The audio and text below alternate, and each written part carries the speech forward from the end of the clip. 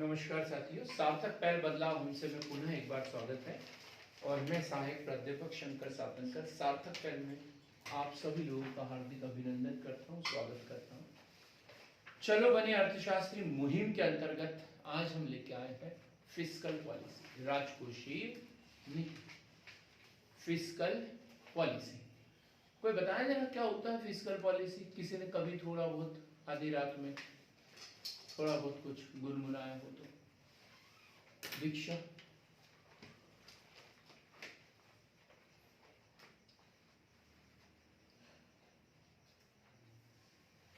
Fiscal policy सरकार की आय व्यय और ऋण की नीति को सरकार की आय व्यय और ऋण की नीति। कल हमने पढ़ा ना बजट। बजट की दो मुख्य मदें होती है, कौन कौन सी? आय और व्यय। और यदि आय कम हो जाए, व्यय ज्यादा हो जाए तो फिर क्या? ऋण। तो फिर क्या? ऋण। तो तीन ही तो घटक है ना उसके, आय व्यय और ऋण। तो सरकार की जो बजटीय नीति होती है उसी को राजकोषीय नीति कहते हैं। सरकार की आय व्यय व ऋण से संबंधित नीति। क्या? सरकार की आय व्यय व ऋण से संबंधित नीति, और इसी को क्या कहते हैं? बजटीय नीति। क्या बोलते हैं इसे? बजटीय नीति भी कहा जाता है। अब तो क्लियर हो गया होगा ना? सरकार की आय व्यय व ऋण से संबंधित नीति को राजकोषीय नीति कहते हैं। अब इसके घटक, राजकोषीय नीति के घटक, राजकोषीय नीति के घटक। तो राजकोषीय नीति के तीन घटक। आय, इसे क्या बोलेंगे? सार्वजनिक आय, सार्वजनिक व्यय व सार्वजनिक ऋण। सरकार की आय व्यय व ऋण, आय व्यय व ऋण। सरकार की आय, सार्वजनिक आय, इसके प्रमुख स्रोत देखें तो कौन कौन से होते हैं? करारोपण, करारोपण। तो करारोपण की जो नीति होगी वो काय के अंतर्गत आती है? राजकोषीय नीति के अंतर्गत। राजकोषीय नीति का सबसे मुख्य घटक क्या है? करारोपण। सरकार की आय का मुख्य स्रोत, राजस्व का मुख्य स्रोत क्या है? करारोपण। व्यय नीति मतलब सार्वजनिक व्यय। तो सार्वजनिक व्यय को हम ऐसा पढ़ते हैं, योजनागत और गैर योजनागत। योजनागत और गैर योजनागत। यहां पे इसको हम करारोपण या कर राजस्व, और दूसरा क्या हो जाएगा? गैर कर राजस्व। कर राजस्व और गैर कर राजस्व। और यहाँ पे योजनागत और गैर योजनागत व्यय।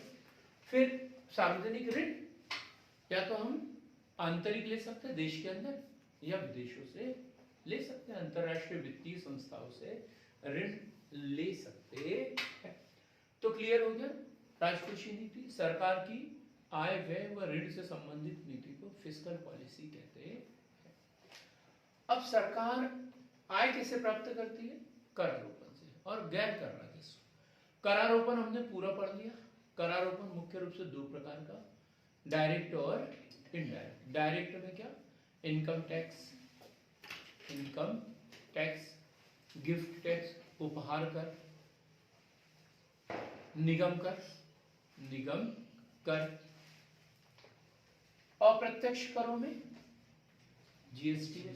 ठीक। उसी प्रकार गैर राजस्व के स्रोत, गैर राजस्व के स्रोत सार्वजनिक उपक्रमों से प्राप्त आय, जो सरकारी उपक्रम है जैसे रेलवे वगैरह हो गया है, इनसे सरकार को प्राप्त होने वाली आय।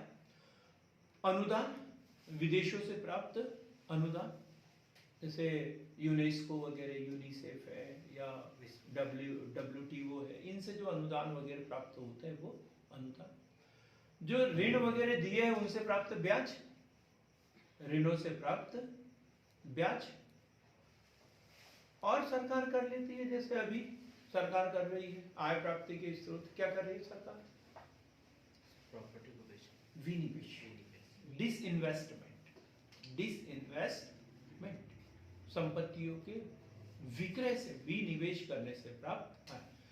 विभिन्न प्रकार के शुल्क, विभिन्न प्रकार के शुल्क, हॉस्पिटल में जाते हैं तो 10 रुपए की रसीद कटना, विभिन्न प्रकार का जुर्माना, जैसे चालान वगैरह कटते हैं, न्यायिक शुल्क वगैरह, ये सभी प्रकार की जो आय है वो सरकार की प्राप्त होने वाली आय के स्रोत है।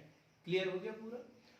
अब व्यय यदि देखा जाए तो योजनागत और गैर योजनागत व्यय, योजनागत और गैर योजनागत व्यय।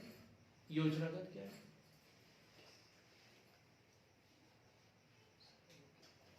नहीं, यहाँ बैठे हुए लोगों में आप समझदार दिखते हो मुझे, तो बोला करो जरा से। कोई भी योजनाओं में खर्च, जैसे जनधन योजना, उज्ज्वला योजना। हाँ, देखो सरकार जो प्लानिंग करती है, जो नियोजन करती है और बजट बनाती है, तो विभिन्न प्रकार की योजनाएं होती है और इसके ऊपर जो राशि स्वीकृत की जाती है वो योजनागत व्यय है। जैसे रोजगार गारंटी योजना, उज्ज्वला योजना, या फिर जो सार्वजनिक वितरण प्रणाली है, हाँ बस PM किसान, CM किसान, भावांतर भुगतान, इन योजनाओं पर जो सरकार द्वारा खर्च किया जाता है वो क्या है? योजनागत व्यय। और गैर योजनागत व्यय जो जिसकी कोई प्लानिंग नहीं थी, अनावश्यक आ गया, जैसे वेतन वगैरह देना, ये गैर योजनागत व्यय में आता है। जो वेतन का भुगतान होता है ना, इस पेंशन, या फिर कोई आपातकालीन स्थिति में किया गया व्यय, जैसे कोविड-19 पैंडेमिक के समय शुरुआत में जो व्यय किया था, भूकंप वगैरह आ जाए उसके ऊपर मुआवजा वगैरह दिया जा रहा है, मुआवजे की कोई योजना थी क्या? नहीं, लेकिन बारिश ही नहीं, देना पड़ा। तो ऐसे सब योजनाओं को क्या कहेंगे हम? गैर योजनागत व्यय।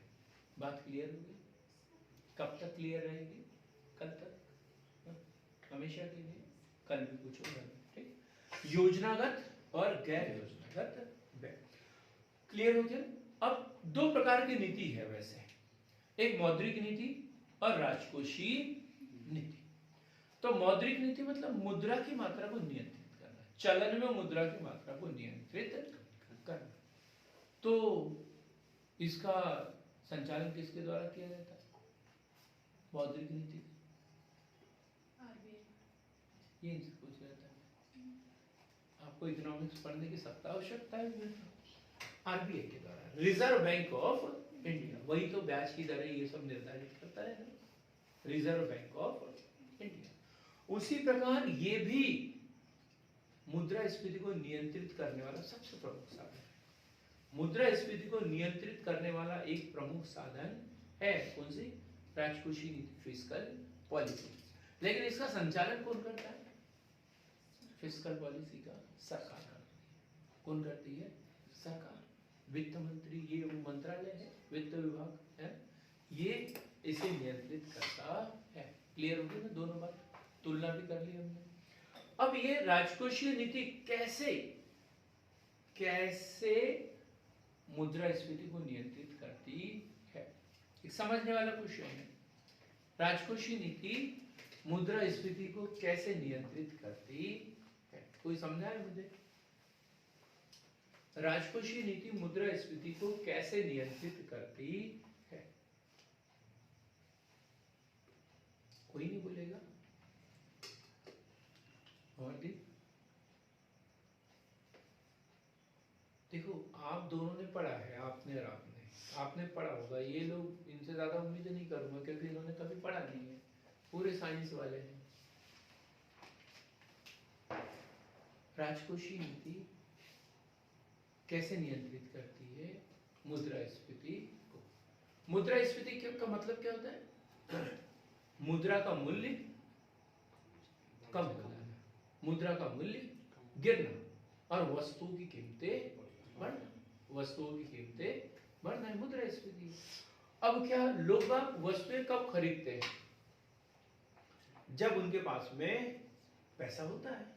पैसा होगा तब तो वस्तुएं खरीदेंगे ना, महंगी से महंगी। और जब तक हम खरीदते रहते हैं वस्तुओं की कीमतें बढ़ती जाती है।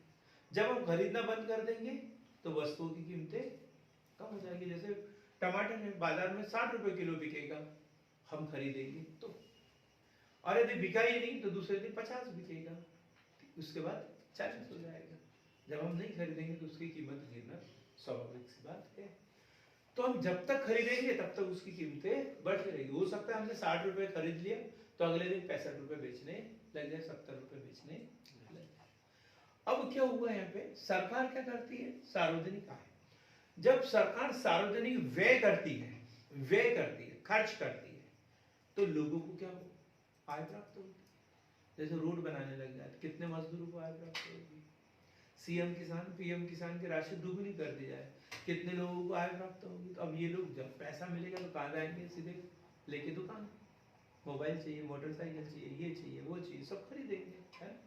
तो इससे क्या होगी, महंगाई में वृद्धि। ठीक। और यदि टैक्स लगा देती है सरकार, को टैक्स लगा देती है तो लोगों की आय क्या हो जाएगी, कम हो जाएगी, और कम होने से महंगाई कम होगी। अब समझ में आ रहा है क्या करती है सरकार?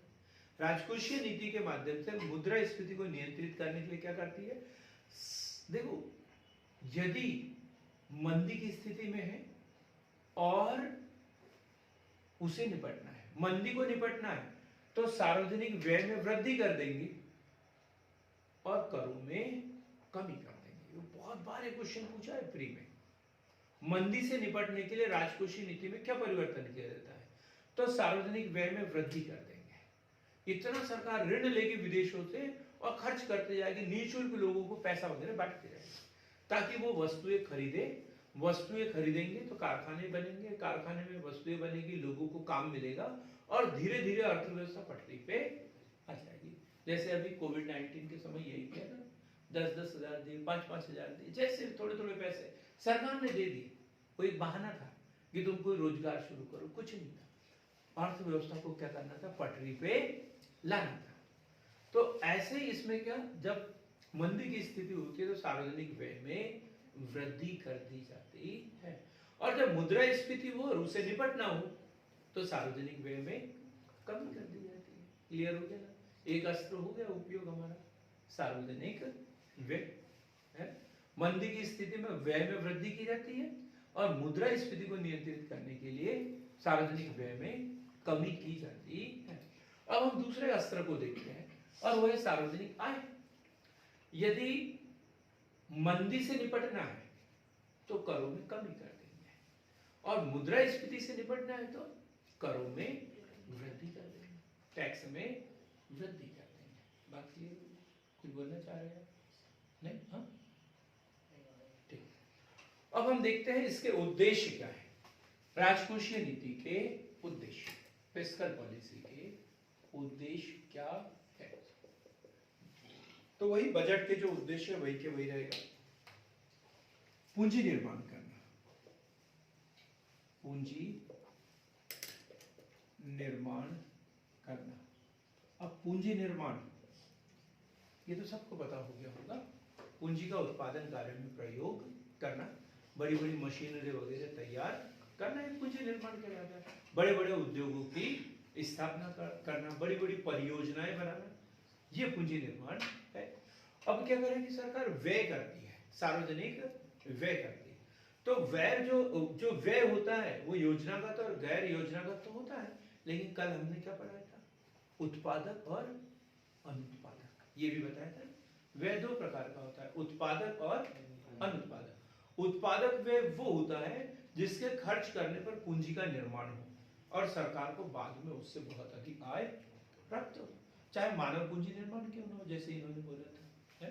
प्रशिक्षण देना, तो वैसे उत्पादक व्यय है, ठीक। लेकिन गैर उत्पादक व्यय, जैसे क्या बोला था, मुख्यमंत्री कन्यादान योजना है, ऐसी योजनाओं पे यदि खर्च कर दिया जाए, जो जिसका कोई अता पता ही नहीं हो, पैसा कहाँ जा रहा है, खर्च करते जा रही है सरकार, उसका कोई आउटपुट प्राप्त नहीं हो रहा है, तो ऐसे वे अनुत्पादक। तो जब सरकार उत्पादक व्यय करती है तो उससे बड़ी बड़ी परियोजनाएं तैयार करती है। जैसे 4 लेन बन रहा है, ये पूंजीगत व्यय है, ये पूंजीगत व्यय है। तो जब सरकार खर्च करेगी तब तो ऐसे काम होंगे, और खर्च ही नहीं करे। राजकोषीय नीति में सरकार ऋण लेके काम करती है, और यदि सरकार ऋण लेना बंद कर दे तो कुछ कर ही नहीं पाए, कुछ कर ही नहीं पाए। करों से हमें इतनी आय प्राप्त होती है कि हम सरकार चला सकते हैं, कुछ कर नहीं सकते। कुछ करने के लिए हमें ऋण लेना ही पड़ेगा, क्योंकि रिस्क लेंगे, उधार लेंगे, तभी तो देश का विकास हो सकता है। तो पूंजी निर्माण करना। अब होता क्या है, इसके 2-3 लाइन लिखेंगे हम। अल्प विकसित देशों में प्रति व्यक्ति आय कम होने के कारण, अल्प विकसित देशों में प्रति व्यक्ति आय कम होने के कारण लोगों की बचत करने की क्षमता कम होती है।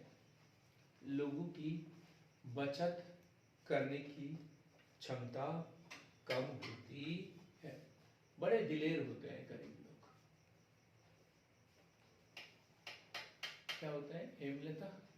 बड़े दिलेर होते हैं गरीब लोग। इधर से कमाते हैं और इधर खर्च करते जाते हैं, है ना। 200 रुपए कमाए तो 50 रुपए वहीं से लगा के आ जाते हैं।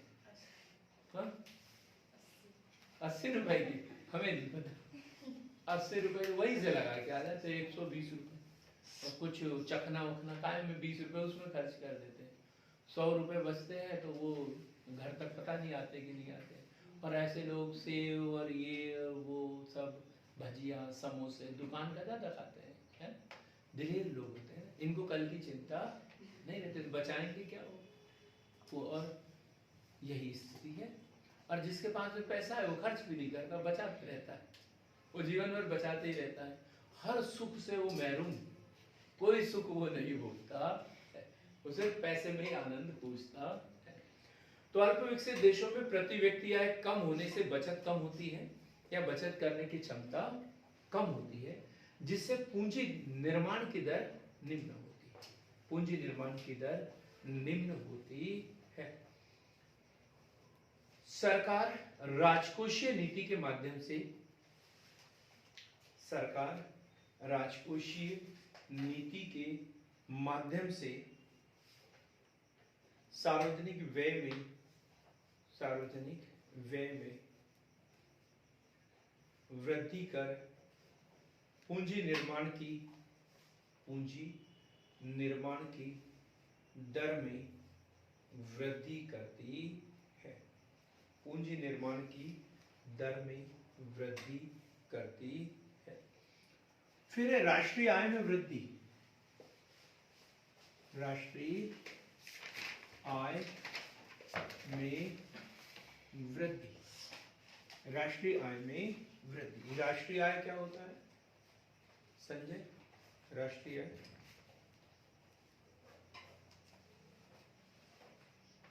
सरकार की एक वर्ष की कुल आय है। किसी देश की एक वर्ष की कुल आय राष्ट्रीय आय कहलाती है। तो दो बातें बताएंगे, एक देश की और एक वर्ष। एक देश की एक वर्ष की कुल आय। कुल आय का मतलब क्या है? समस्त स्रोतों से प्राप्त आय, चाहे प्राथमिक क्षेत्र की हो, चाहे द्वितीय क्षेत्र की हो, या तृतीय क्षेत्र की हो, चाहे मजदूरों की हो, चाहे मालिकों की हो, वेतनभोगियों की हो, महिलाओं की हो या पुरुषों की हो, अपने देश में सृजित की हो या विदेशों से अर्जित की। एक देश की एक वर्ष की समस्त स्रोतों से प्राप्त कुल आय जो है वो राष्ट्रीय आय कहलाती है। राष्ट्रीय आय की गणना जो है एक वित्तीय वर्ष के लिए की जाती है, और वित्तीय वर्ष 1 अप्रैल से 31 मार्च के लिए की जाती है। अब इसमें क्या अलग अलग देशों में अलग अलग विधियां अपनाई जाती है। जैसे उत्पादन गणना विधि, एक देश में कितना उत्पादन हुआ है, कौन कौन सी वस्तुओं का उत्पादन हुआ है, वो भी अंतिम उत्पादन, उसको शामिल कर लिया जाता है। जैसे कपास को नहीं, धागे को नहीं, कपड़े को भी नहीं है। कपास से धागा बना, धागे से कपड़ा, तो कपड़ा अंतिम उत्पादन है जो मार्केट में बिकने के लिए तैयार है। तो ऐसे वस्तुओं का उत्पादन। सार्वजनिक व्यय विधि, सार्वजनिक व्यय विधि, कुल व्यय विधि जिसे कहते हैं, लोगों ने कितना खर्च किया, इसके आधार पर भी राष्ट्रीय आय की गणना कर सकते हैं। और एक मिश्रित विधि वगैरह है। और कोई आय, व्यय और उत्पादन। आय, व्यय और उत्पादन। आय मतलब कौन कौन से उत्पादन के 5 साधन है हमारे। कितने हैं? 5। उत्पादन के कितने साधन होते हैं? 5। थोड़ा हंस भी लिया कर, कभी रोते हुए बैठना हमेशा जरूरी नहीं है, खुश रहना चाहिए पढ़ते समय। पढ़ने की एक शर्त है, खुश रहना चाहिए। तो उत्पादन के 5 साधन है, भूमि, पूंजी, श्रम, साहस और संगठन। उत्पादन के कितने साधन? 5। भूमि, पूंजी, श्रम, साहस और संगठन। तो ये उत्पादन के साधन जब उसमें योगदान देते हैं तो कुछ पारिश्रमिक प्राप्त होता है। जैसे भूमि को क्या मिलता है? लगान। भूमि को क्या मिलेगा? लगान। पूंजी को क्या मिलता है? ब्याज। पूंजी को क्या मिलता है? ब्याज। श्रम, श्रम को क्या मिलती है? मजदूरी। श्रमिक को क्या मिलेगी? मजदूरी। साहस, उससे पहले संगठन पढ़ते। संगठन को मिलता है वेतन। जो मैनेजर वगैरह होते हैं, जो व्यवस्था करते हैं, वो संगठन, उसको वेतन मिलता है। और जो अंतिम व्यक्ति जो साहसी है, उसे लाभ या हानि, लाभ या हानि। तो आय विधि में इन लोगों को जो जो प्राप्त हुआ सब जोड़ देंगे। दुनिया, भारत में जितने मजदूर है उनकी आय जोड़ दी, जितनी भूमि है उसको कितना लगान मिला है, जितनी पूंजी है उसको कितना ब्याज मिला है, सबको जोड़ दिया तो क्या हो जाएगा? राष्ट्रीय आय। ठीक, क्लियर हो गई? व्यय विधि बता दी कि लोगों ने कितना खर्च किया। तो राष्ट्रीय आय में वृद्धि कैसे होती है? इससे सार्वजनिक राजकोषीय नीति से राष्ट्रीय आय में वृद्धि कैसे होती है? तो राजकोषीय नीति व राष्ट्रीय आय में प्रत्यक्ष, अप्रत्यक्ष या परोक्ष, अप्रत्यक्ष या परोक्ष संबंध होता है।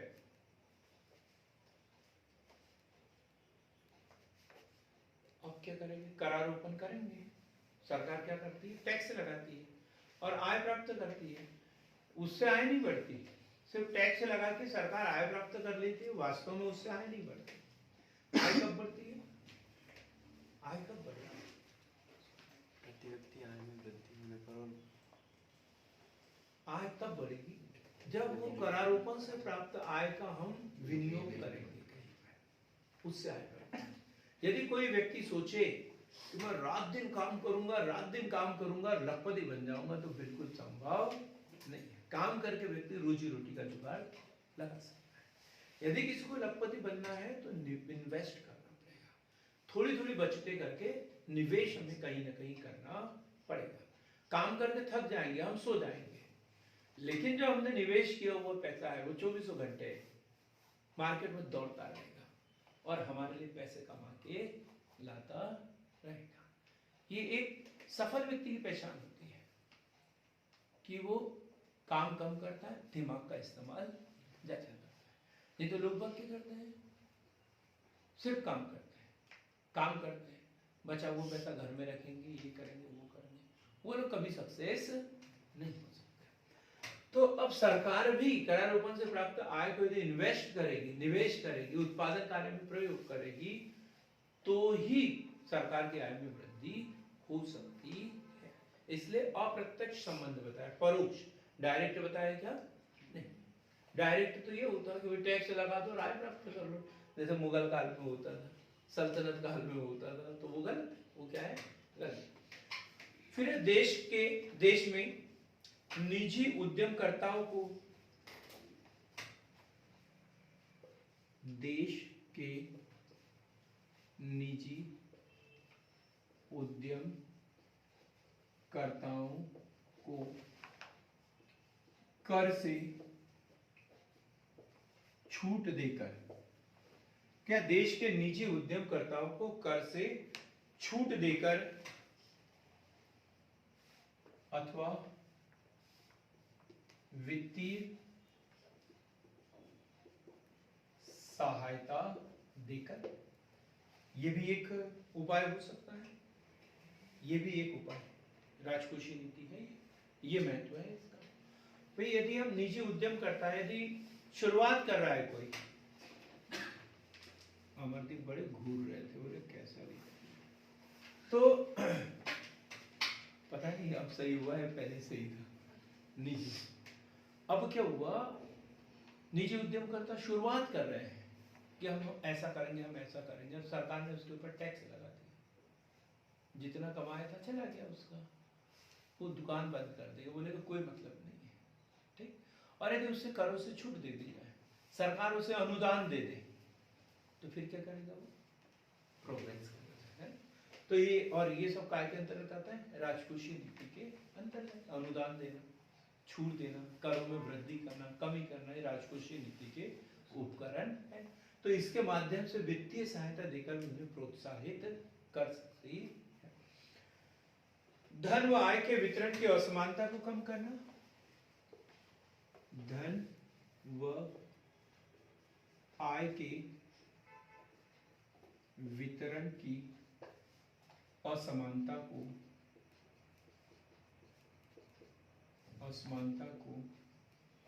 कम करना, धन व आय के वितरण की असमानता को कम करना। अब सरकार करारोपण इसी के अंतर्गत आता है। कर किसके ऊपर लगाया जाता है, जिनकी आय बहुत अधिक होती है, और एक करों से जो आप आय प्राप्त होती है वो सार्वजनिक व्यय के तहत खर्च की जाती है गरीब लोगों के ऊपर। तो जो अमीर, जो बहुत अधिक आय वाले थोड़े से नीचे आ जाएंगे, और जिनके ऊपर खर्च करेंगे उनका लेवल थोड़ा सा ऊपर हो जाएगा, तो असमानता क्या हो जाएगी, कम हो जाती है। मुद्रास्फीति की दशाओं को नियंत्रित करना, मुद्रास्फीति की दशाओं को नियंत्रित करना, मुद्रास्फीति की दशाओं को नियंत्रित करना। पहले ही समझा दिया मैंने, मुद्रास्फीति की दशा को नियंत्रित करने के लिए सार्वजनिक आय, मतलब करारोपण में वृद्धि करेगी और व्यय में सार्वजनिक व्यय में कमी करती है। बड़ा सरल सा क्वेश्चन पूछा था एक बार 12th क्लास के एग्जाम में, विकल्प में आया था। मंदी से निपटने के लिए, लिखना नहीं है क्वेश्चन, मंदी से निपटने के लिए कौन सा उपाय करना चाहिए, कौन सा उपाय करना चाहिए। मंदी, करों में वृद्धि करना चाहिए, और ऑप्शन रहे होंगे, करों में वृद्धि करना चाहिए, सार्वजनिक व्यय में कमी करना चाहिए, या जो माल है उसको जला देना चाहिए। माल को जला देना चाहिए, ये सही विकल्प था। क्या विकल्प सही था, माल को जला देना चाहिए। क्यों जला देना चाहिए, उत्पादन हुआ है, कारखाने में भरा हुआ है, टीवी, फ्रिज, कूलर सब कुछ है। अब रवि सर जैसे, इनके जैसे लोग बोल रहे थे यार एक एक हमको दे देते, क्या बोल रहे थे, एक एक हमको दे देते, और हमारे जैसे लोग तो बोले नहीं किसी को मत दो, नष्ट कर दो इसको, जला दो, बहा दो पानी में, जमीन के अंदर गड्ढा खोद के उसको दफना दो। फिर क्या करें, जिस कंपनी के से लिया था उसको पैसे दे दो, उधार दे दो। वो क्या करेगा, इनको काम पे बुलाएगा, इनको काम पे बुलाएगा, फिर ये लोग काम करेंगे, फिर नई वस्तु बनाएंगे, काम करेंगे, इनको मजदूरी मिलेगी, मजदूरी मिलेगी तो खरीदेंगे, धीरे धीरे अर्थव्यवस्था क्या हो जाएगी, रोलिंग में आ जाएगी। और यदि उनको फ्री में दे दिया तो क्या करेंगे, प्रोसेस फिर से शुरू होगी क्या, बिल्कुल भी नहीं। प्रोसेस शुरू करने के लिए माल को जला देना पड़ेगा। तो ये राजकोषीय नीति का, राजकोषीय नीति जो है मंदी की स्थिति को नियंत्रित करने के लिए भी एक अस्त्र के रूप में काम आती है। मंदी को निपटने के लिए करों में वृद्धि करना चाहिए, और सार्वजनिक व्यय, स्फीति को निपटने के लिए करों में वृद्धि करना चाहिए, सार्वजनिक व्यय में कमी करना चाहिए। मंदी को निपटने के लिए करों में कमी करना है और सार्वजनिक व्यय में वृद्धि करना है। अधिलाभ कर, उपहार कर, अधिलाभ कर, उपहार कर, व्यय कर, विलासिता कर, विलासिता कर, विशेष उत्पाद शुल्क आदि लगाए जाते हैं। ये राजकोषीय नीति के अंदर। विशेष उत्पाद शुल्क क्या होता है? विशेष उत्पाद शुल्क क्या होता है? विशेष उद्देश्य की प्राप्ति जी हाँ बोलो ना फिर। विशेष उद्देश्य की प्राप्ति के लिए कर रहा है। हाँ वो नहीं है। विशेष उत्पाद शुल्क जैसे शराब, तंबाकू, सिगरेट, ये जितने में बनती है, जितने में बिकती है, उतनी उत्पादन लागत होती है क्या इनकी? बिल्कुल नहीं, बहुत कम होती है। और सरकार तो इसे कब का बंद कर देती है, लेकिन सरकार इसको बहुत अधिक, जितनी वस्तु की लागत है ना, उसे 10 गुना टैक्स लगा देती है। सरकार को आय प्राप्त होती है। तो ये ऐसे विशेष उत्पाद कर ऐसी वस्तु पर लगाया जाता है ना? तो सरकार का राजकोषीय नीति के माध्यम से ऐसी वस्तुओं पर बड़ी मात्रा में टैक्स लगाकर आय प्राप्त करती है। जैसे पेट्रोल डीजल, इसके ऊपर भी विशेष उत्पाद शुल्क लग जाता है ना? क्योंकि सरकार चाहती है कि लोग बाग इसका कम से कम उपयोग करें। पर्यावरण प्रदूषण होता है, अब कर रहे हो तो जुर्माना दो, जुर्माना लेते भी है, ज्यादा कीमत उसकी वसूल करते हैं। ऐच्छिक बचतों को प्रोत्साहित करना, ऐच्छिक बचतों को प्रोत्साहित करना। बचतें जो होती है 2 प्रकार की होती है। किसी को पता है कि 2 प्रकार की बचतें? एक तो ऐच्छिक पता है सबको, दूसरा कौन सा होगा? इसका विलोम क्या होगा? अनिश्चित नहीं, अनैच्छिक को हम अनिवार्य बोलेंगे, है ना? अनैच्छिक ही होता है लेकिन अनिवार्य शब्द है उसके लिए। अनिवार्य क्या है? अनिवार्य, अनिवार्य बचते हैं। अब जैसे सरकार हमारे पेमेंट में से 10% काट लेती है एनएसटीएल, है ना? जितना पेमेंट मिलता है उसका 10% वो काट लेती है। ये कौन सी बचत है? अनिवार्य बचत है। अब हमें नहीं करना था लेकिन करना पड़ रहा है। ऐसे अन्य विभागों में भी होता है, सभी विभागों में होता है। तो इस तरीके की जो बचत है, यह सरकार पर अनिवार्य बीमा कर देगा सबका, सबका अनिवार्य बीमा बोल दिया, इतने इतने पैसा जमा करो, सबका अनिवार्य बीमा। तो ये क्या है? एक अनैच्छिक बचत ही हुआ। हम चाह तो नहीं रहते लेकिन मजबूरी है। और ऐच्छिक बचते जैसे विभिन्न प्रकार से पोस्ट ऑफिस की योजना, LIC की योजना, या प्रधानमंत्री, वो ढेर सारी आ रही है, जीवन ज्योति और वो योजना, अटल योजना, अटल, हाँ अटल पेंशन योजना, जीवन ज्योति योजना, ये जो योजना है ये क्या है? ऐच्छिक। आप चाहो तो कर सकते हो, नहीं चाहो तो नहीं कर सकते हो। तो सरकार क्या करती है? इनके माध्यम से कम शुल्क पर हमारे लिए ढेर सारी योजनाएं लेकर आ जाती है। तो कुछ प्रीमियम सरकार भर देती है, तो हमारे लिए क्या हो जाती है? ऐच्छिक बचत योजना हम लोग देते हैं, हम लोग देते हैं। जैसे पोस्ट ऑफिस की 100 रुपये महीने वाली योजना है ना, ऐसी ढेर सारी योजना है। तो ऐसी योजनाओं के लिए अवसर भी खुल जाते हैं। फिर उसके बाद है रोजगार के अवसरों में वृद्धि, रोजगार के अवसरों में वृद्धि। अब सरकार यदि टैक्स लगाए, हमसे आय प्राप्त करे, और यदि स्विस बैंक में जमा नहीं करे,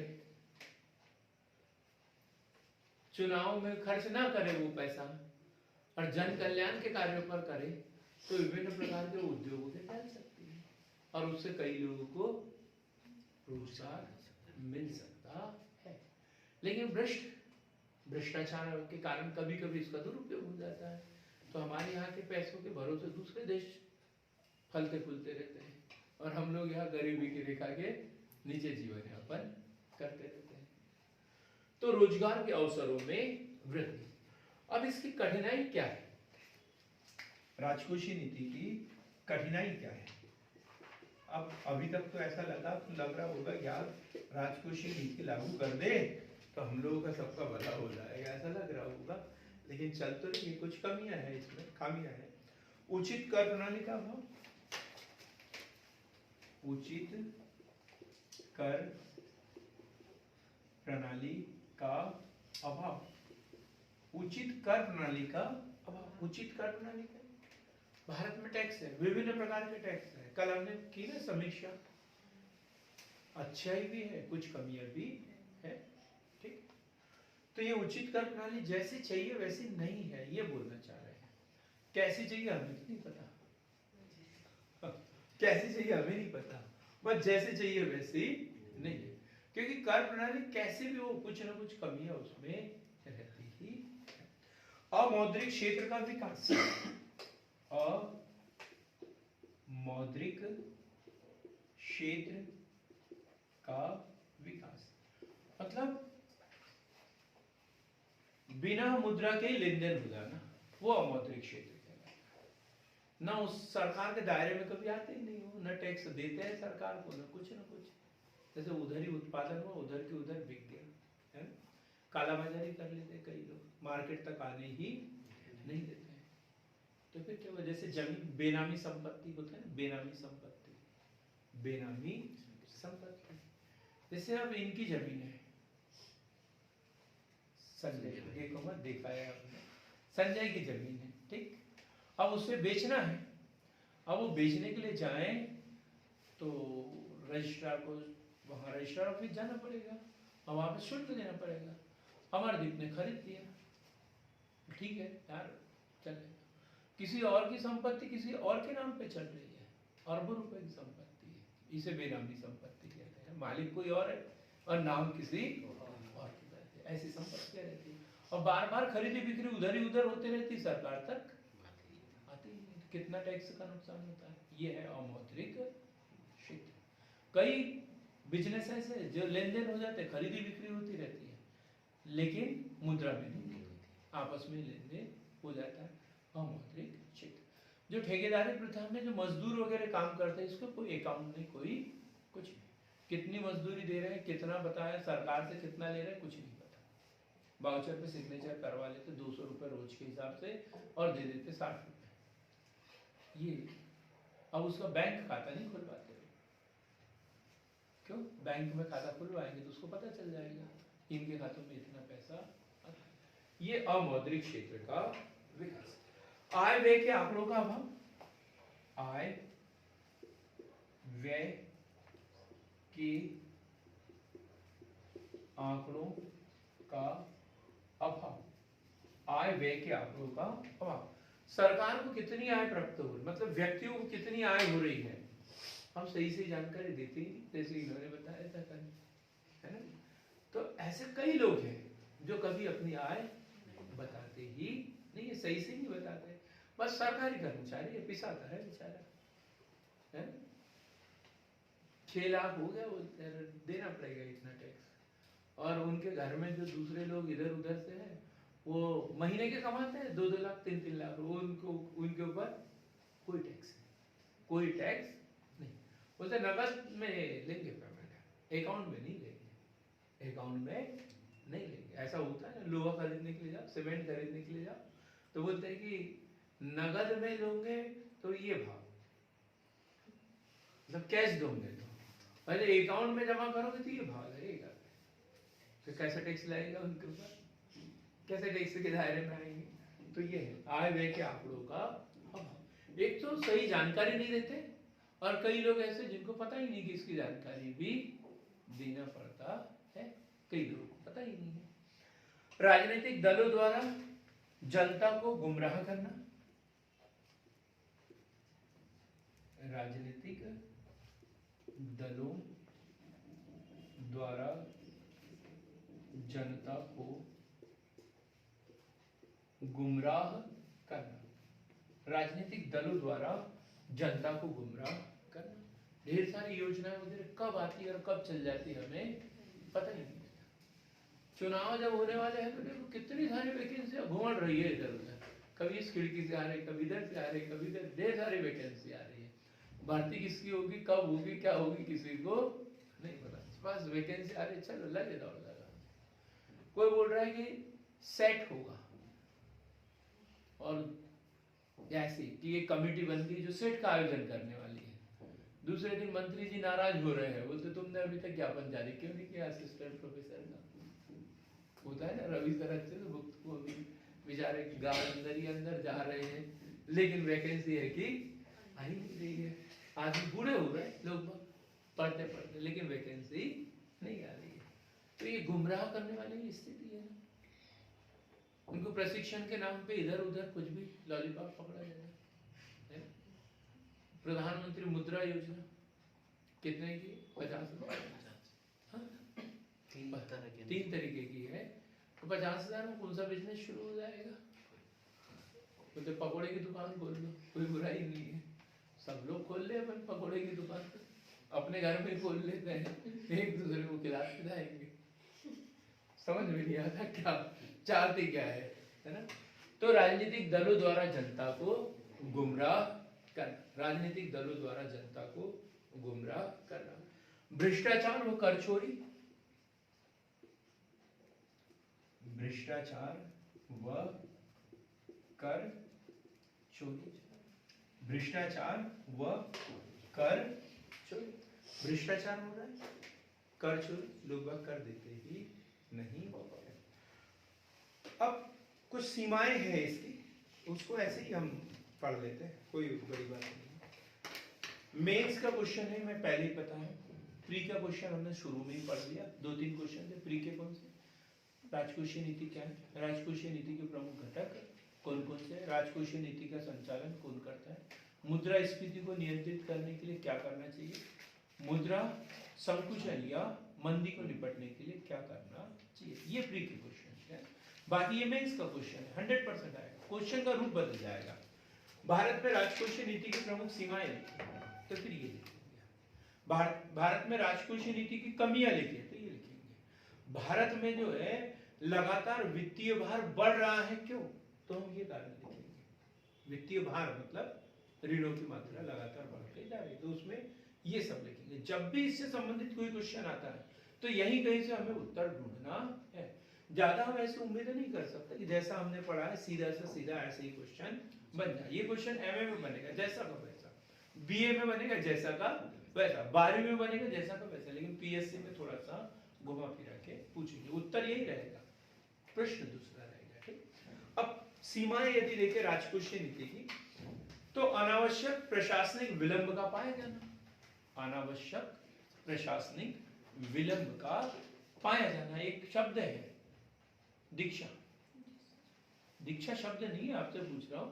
रेड टैपिज्म, रेड टैपिज्म, लाल फीता शायद। क्या है लाल फीता शायद? सर यही कि प्रशासनिक जो लोग हैं वहाँ पे मतलब भ्रष्टाचार है। और बताओ अच्छे से। लाल फीता शायद जो फाइलें बंद हो जाती है, हाँ, रखी बस। रहती है। सरकारी कार्यों में लेट लगी हुई, लाल फीता शायद। सरकारी कार्यों में लेट लगी हुई, यूरोपीय भाषा का शब्द है ये। क्या है, वहां पे लाल फीते में फाइलें बंधी रहती थी, और जो नीचे दब जाती थी वो दबी रह जाती थी, और उसको निकालने के लिए कुछ वजन रखना पड़ता है, तब वो नीचे की फाइल ऊपर आती है, नहीं तो बंदी है तो फिर बंदी है, तो इसे बोलते हैं लाल फीता शायद। तो अब इसमें क्या है, अनावश्यक प्रशासनिक विलंब का पाया जाना। जो भी सरकारी काम कुछ होता है तो उसमें लेट लगती है, बार बार शुरू होती है। कोई भी चाहे सरकारी काम हो या हम लोग शुरू कर, हमें कोई योजना का लाभ लेना हो, ठीक, लेट बहुत। अभी जैसे मैंने एक लोन के लिए कितने दिन से आप लोगों को बता रहा हूँ, अपना दुगड़ा सुनाता हूँ मैं, केसीसी, वो नहीं, फिर हमने उसका तो उससे हाथ जोड़ लिए, भाई तुम मत दो, अपना नुकसान मत करवाओ हमारे कारण। तो हम यहाँ गए सहकारी समिति के पास में, तो उन्होंने बोला 10-15 दिन में मिल जाएगा। हमने सब दस्तावेज लेके गए, तो बोले 10 दिन बाद आना। हमने सोचा 10 दिन बाद बुलाया तो 10 दिन में 100% हो जाएगा। 10 दिन बाद गए तो बोले अभी आप एक काम करो, खाता खुलवा लो 1000 रुपये। हमने खाता खुलवा लिया। फिर बोले अब दीपावली के बाद आना, दस्तावेज जमा करना। दीपावली के बाद ये दस्तावेज जमा करने के लिए, तो फिर उन्होंने और कुछ बताया कि अब वहां जाओ, वहां सैंक्शन होगा, उसके बाद वहां सैंक्शन करवा के आए। 2-4-5 दिन उन्होंने लगाए, फिर आए, बोले अब 10,000 जमा कर लो। काहे के? जितना ऋण चाहिए उसका 10% जो है वो देना पड़ता है, हमने वो भी दे दिया। फिर बोलते हैं अब 10 दिन बाद है। अब हम हर दिन भेज रहे हैं, देख क्या ना मेरा अकाउंट में पैसा आया क्या, देख क्या ना मेरा अकाउंट में पैसा आया क्या, और मजे लेते हैं लोग। क्या करते हैं? मजे लेते हैं वहां पे। तो ये इसे बोलते हैं लाल फीता शाही, लाल फीता शाही। यदि मैं प्राइवेट बैंक में प्राइवेट इसमें जाता ना, जैसे हमने पहले किया था, 12 लाख का लोन लिया मैंने, ये घर ये इसके लिए ये सब चल रहा था, तब मैंने फोन किया, वो घर पे ही आ गए। जिससे मैंने ऋण लिया वो बैंक मैंने अभी तक देखा नहीं, है ना। और सब काम होगा, प्राइवेट है वो। और सरकारी काम में देखो 2-3 महीने हो गए। कोई बीमारी के लिए ऋण लेना चाहे तो उसकी सैंक्शन तब होगा जब वो स्वर्ग में आनंद ले रहा होगा, है? क्या पैसे से तेरी बनाएंगे। ऐसे ही होगा। तो अनावश्यक प्रशासनिक विलंब का पाया जाता है। आय नीति व व्यय नीति में पूर्ण समन्वय न हो पाना। आय नीति व व्यय नीति में पूर्ण समन्वय न हो पाना, पूर्ण समन्वय न हो पाना, क्योंकि सरकार जो है आय अलग क्षेत्र से प्राप्त कर रहे, व्यय कहीं और। आय अभी प्राप्त कर रहे, व्यय 6 महीने बाद होगा। जो व्यय अभी कर रहे हैं उससे आय जो है 10 साल बाद प्राप्त होगा, तो उसमें समन्वय होगा क्या? बिल्कुल भी नहीं। सरकारी कर्मचारियों की अनभिज्ञता, सरकारी कर्मचारियों की अनभिज्ञता, जो वहां एसी में बैठे हुए लोग रहते, ऐसे निचले स्तर के कर्मचारी ये ऑब्जेक्शन लगाते हैं।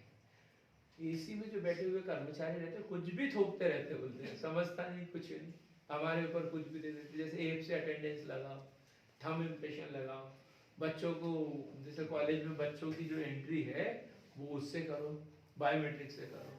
500 बच्चे हैं, दिन भर क्या हम अटेंडेंस लगवाते रहेंगे, पढ़ाएंगे कब? ऐसे अलग अलग तरीके के क्लू देते रहते हैं। कभी कभी ऐसे सॉफ्टवेयर टेक्नोलॉजी ऐसी आ जाती है जो कर्मचारियों को पता ही नहीं चलता। वो बोलते थे जैसे एंट्री करवाने के लिए जाओ ना, तो जिसको नहीं आता बोलता मशीन खराब है कल आना, ऐसा कुछ भी बहाना बना देते हैं। साहब नहीं है, साहब नहीं है, साहब नहीं है तो क्या पूरी ऑफिस लेके चलेंगे क्या अपने साथ में? सब कुछ तो है ना, साहब ही तो नहीं है, बाकी तो सब कुछ हो सकता है वहां पे, लेकिन क्या बोल के वापस कर देंगे? साहब नहीं है। इसका मतलब ये है कि वो काम से अनभिज्ञ है। अनावश्यक प्रशासनिक व्यय, लापरवाही, भ्रष्टाचार व अनावश्यक प्रशासनिक व्यय, अनावश्यक प्रशासनिक व्यय।